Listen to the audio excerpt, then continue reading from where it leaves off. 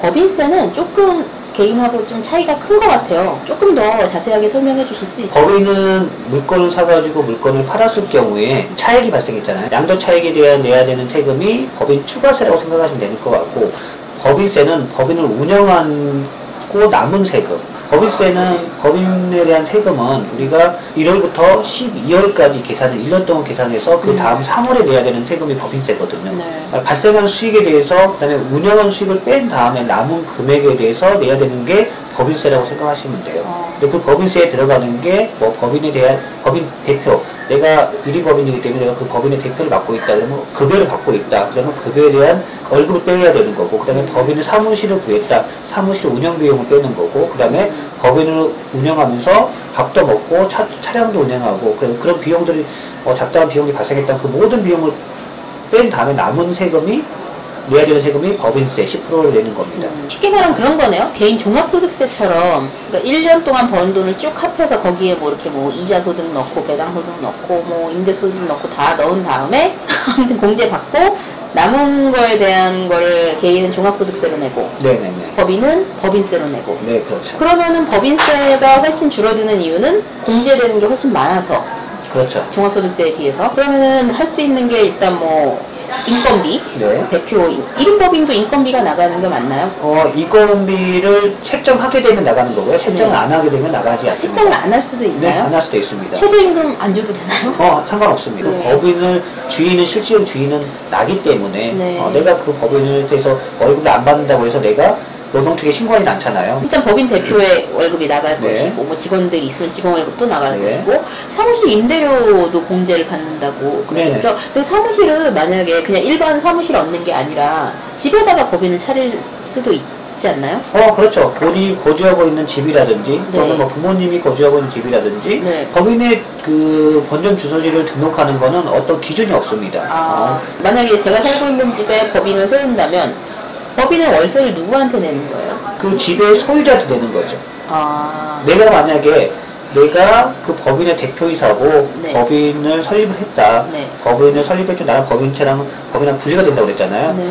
이 법인을 내 집에 주소지 등록을 하고 싶다 그러면은 내가 이 집의 주인이다. 주인이 내가 이 법인한테 차를 줄 수 있다는 거죠. 그럼 만약에 내가 전세랑 월세로 살고 있으면 전대차를 줄 수도 있고요. 그렇죠. 임대료도 그러면 법인세 공제가 되고요. 네, 그렇죠. 그럼 내가 살고 있는 집인데도 되는 거예요? 월세? 그렇죠. 내가 살고 있는 집의 월세도? 네, 내가 살고 있는 집을 법인한테 월세를 줄 수 있잖아요.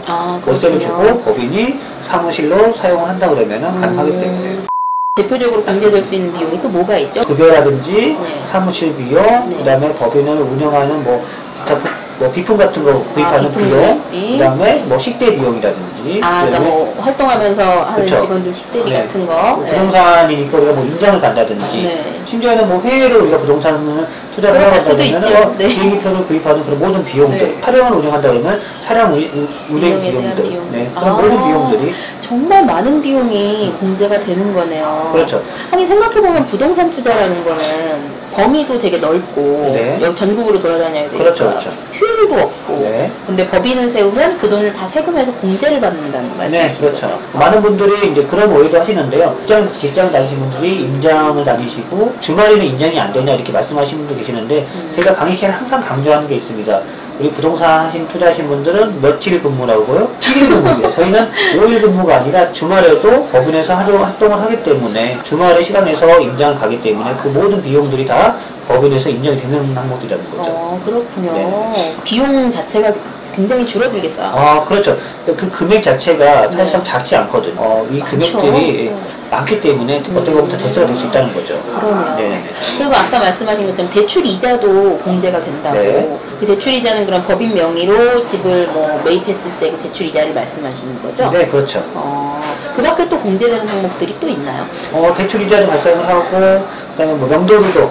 명도비. 네. 우리가 뭐 집을 경매를 다닌다 그러면은 집을 사가지고 네. 사는 사람을 내보낼 때 발생하는 비용이라든지 또 인테리어 같은 거 그런 항목이 어떻게 보면은 처음에 시작하신 분들한테는 그 부담이 크거든요. 그 강의 시간에 항상 농담으로 이야기 드리는 게 인천에 있는 빌라를 예를 많이 설명드리는데 5천만 원에 집을 사가지고 6천만 원에 팔았는데 남들이 들었을 때는 1,000만 원이 남았다고 좋아하지만 공개 한번 쏙 뒤져보면 또 나한테 떨어지는 거는 50만 원이 안 된다는 거죠. 맞아, 남는 게 없어요. 네네. 하지만 법인 같은 경우에는 그 모든 비용들이 다 인정이 되기 때문에 더 수익이 더 크다는 거죠. 네네. 그러면 똑같이 매도 차익을 통해서 1억을 벌었다고 해도 개인이 1억을 번 거하고 법인이 1억을 번 거는 그 차원이 다르네요. 그러니까. 네, 그렇죠. 그러니까 뭐 똑같은 과정을 거쳐서 진행해서 물건을 했다. 그러면 법인이 더 수익이 더 크다는 거죠. 그렇죠. 제가 1인 법인을 세웠어요. 그래서 법인이 저한테 월급을 줘요. 근데 그러면은 그거에 대해서 또 소득세가 나가잖아요. 법인이 법인세를 내고 개인이 종합소득세를 내면 두 번 내는 거니까 더 손해 아니에요? 법인에 대해서는 법인세에서 부과에 나오는 거고, 그 다음에 내가 만약에 월급을 받는다. 그 종합세 내는 거는 맞죠. 그 대표이사 월급하고, 그 다음에 내 개인이 내가 투자하는 이 비용이랑 법인이랑 합산은 되는 건 아니기 때문에 지금 투자하시는 분들이 가장 많이 걱정하시는 게 종합소득세 구간을 많이 걱정하시거든요. 왜 그러냐 그러면은 직장 다니는 분들이 급여도 많이 받으시는데 월세도 많이 받는 분들도 많이 계시거든요. 그렇죠. 이런 분들 같은 경우에는 이게 합산이 돼서 세금 구간이 많이 올라가거든요. 어마어마하죠. 네. 근데 법인이 설립해서 법인으로 월세를 받게 되면 수익에 대해서 법인세를 내야 되는 거고, 네. 개인의 월급에 대한 부분은 따로 분리가 되기 때문에 그렇기 때문에 좋다는 거죠. 네. 그러면 개인 월급을 좀 적게 받는 게 유리하겠네요? 정확한 답은 없는 것 같아요. 각자 상황에 따라서. 네, 상황에 따라서 급여를 많이 받는다고 해서 이 부동산 투자하는데 좋은 혜택이 있다, 좋은 조건이다, 이런 건 없는 것 같아요. 대출 많이 나오지 않아요? 그 법인 대표이사의 급여가 높다고 해서 대출이 뭐 잘 나오거나 그런 적은 없었던 것 같아요. 대표이사가 어느 정도 신용만 받쳐주고, 그 다음에 내가 소득이 있다고만 증명을 해주면은 법인 대출을 해주는 데는 전혀 문제가 없거든요. 그리고 어떤 은행에서는 법인의 소득, 법인의 신용을 안 보고도 결국에는 대출은 법인의 그 부동산을 보고 대출을 해주는 거지 개인을 보고 대출해 주는 건 아니거든요. 근데 월급이 확실히 적으면 이래저래 유리한 건 많겠어요. 예를 들어 의료보험이라든지. 네네. 사실 전업 투자하시는 분들은 의료보험 걱정 되게 많이 하시잖아요. 네, 그렇죠. 법인의 대표는 직장가입자, 아무래도 직장가입자가 지역가입자보다 훨씬 혜택이 많은 거죠. 네. 지금 개인으로 투자하신 분들이 기본적으로 주택수가 많다 보니까, 그리고 직장이 없는 분들 같은 경우에는 이 건강보험료 체계 자체가 지역의료보험으로 나오게 돼 있거든요. 본인의 나이와 재산과 그리고 모든 걸 평가해서 지역의료보험이 나오기 때문에 기본적으로 50만 원은 기본적으로 나오거든요. 이 물건을 몇 개 정도 가지고 있다 그러면. 근데 이 많이 가지고 있는 분들이 부동산을 가지고 있더라도 직장을 다니신 분들은 부동산과 별개로 직장은 직장가입자가 되기 때문에 급여의 기준을 맞춰서 의료보험료가 책정된다는 거죠. 그래서 제가 여기서 한 가지 팁을 드리자 그러면은 부동산 법인을 설립해서 처음에 급여를 책정할 때 적은 금액을 책정하는 게 더 어떻게 보면 절세에 유리하다. 좋은 꿀팁이네요. 네, 진짜. 그렇죠. 네.